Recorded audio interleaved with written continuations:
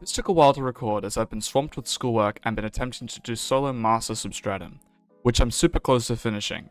Hopefully should happen in the next week or so. I also had to do a bunch of research since I was seeing inconsistencies in my strategy for running, so I went and optimized a bunch to make the run significantly easier. Before we get into the run, I want to define a term I'm going to use throughout this video called chains.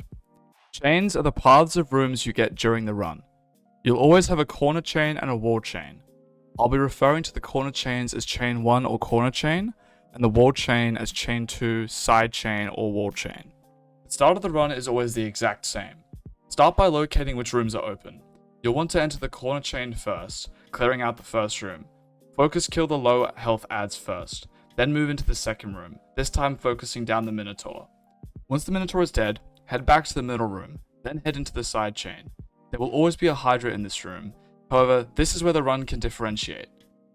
If there are no attendants in the room with the Hydra, kill the Hydra and return to the corner chain. You'll want to go through the second door in the chain since you're heading to the third room to kill the champion. Once the champion is dead, you can return to the main room through the now open door. Kill the Tormentor and wait for the second chain set to start.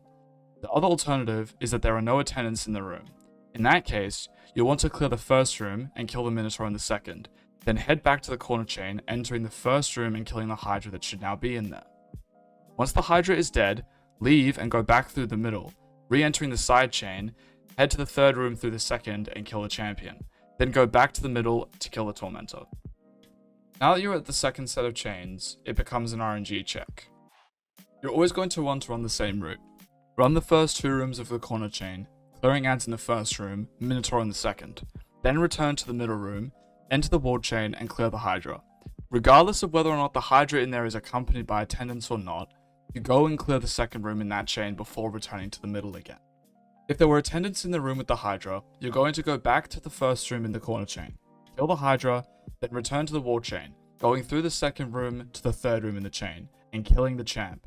Then return to middle through the open door and kill the Tormentor. If there were no attendants, enter the first room in the corner chain anyway, killing the Hydra. However, you then need to head to the third room, clearing out the champion that is in there, before returning to the middle and killing the Tormentor. Once the second Tormentor is dead, you can start the depositing part of the run. Ideally, you want to have about 2 minutes left on the timer. If you're more skilled, 1 minute and 30 seconds is enough. However, it's very tight. Before we even get into the depositing part, I have to say that this is the main RNG portion. During the running section, you might have noted which rooms were send rooms and receive rooms. Depending on what combination of rooms you got, you will either have an opportunity to clear, or you'll have a wipe. There are very few room combinations that are actually possible. If either your send or deposit are in the vases room, you wipe, since the plate and conductor are in nearly impossible positions to hit, at least on Titan. However, I believe it's potentially possible using grapple and ascension on Hunter to hit the plates. If your deposit is in basement, and your send is in Halo, I believe it to be potentially possible, given ideal conditions. If Bones and Halo are your deposit and send rooms, in either order, you get an easy deposit. If your rooms are Bones and Stairs, then it's not possible. Pillars is the most forgiving of all the rooms. If you have Pillars to Stairs and vice versa, or Pillars to Shell and vice versa, you can clear, with Pillars to Shell being slightly tighter.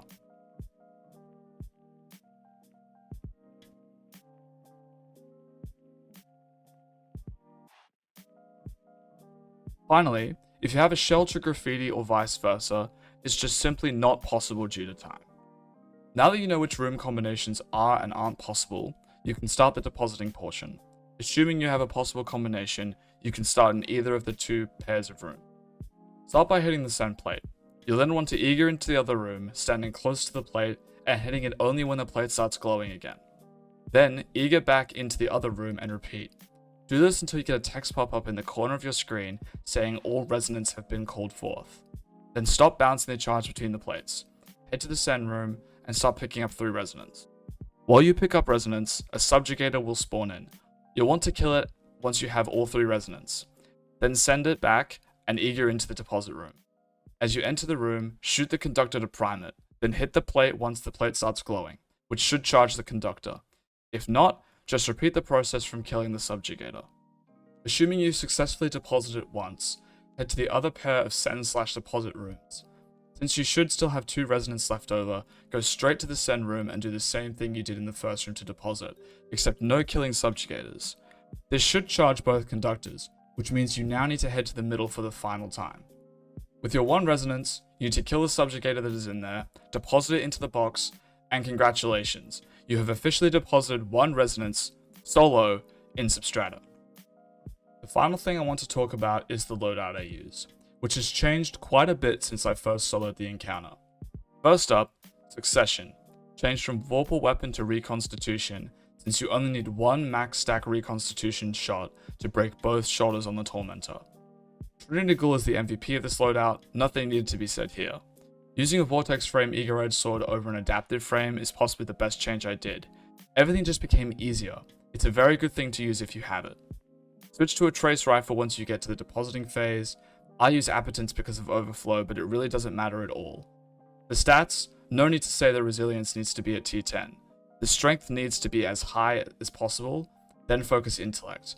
The other 3 don't matter too much, but discipline and mobility are more important than recovery in this encounter. On the stoicism, I run Spirit of Inmost Light and Spirit of Syntheseps, but there are many other combinations that could also work. I just find this to be the most consistent and balanced option.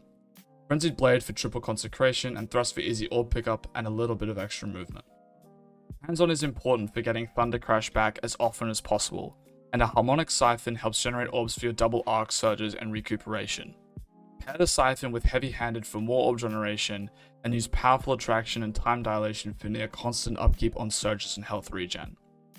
I would recommend using the same resistance mods that I use, that being 1 Solar, 1 Void, and 1 Concussive Dampener to help with the Solar and Void AoE from the Minotaurs and Attendants. Facet of Protection is self-explanatory. Facet of Dawn, Blessing, Consecration, and Knockout to get all your health back and clear out major enemies in 1 melee. Facet of Balance allows you to have great upkeep on your melee charges, and Facet of Dominance combined with the Pulse Grenade lets you stun and kill champions much faster than the other methods. I've also linked the Dim loadout in the description. Thanks for watching. If any of you have any tips I may have not considered when writing the script, please let me know in the comments, and if you guys want a step-by-step guide to soloing the master version, let me know. Otherwise, I'll see you guys in the next one.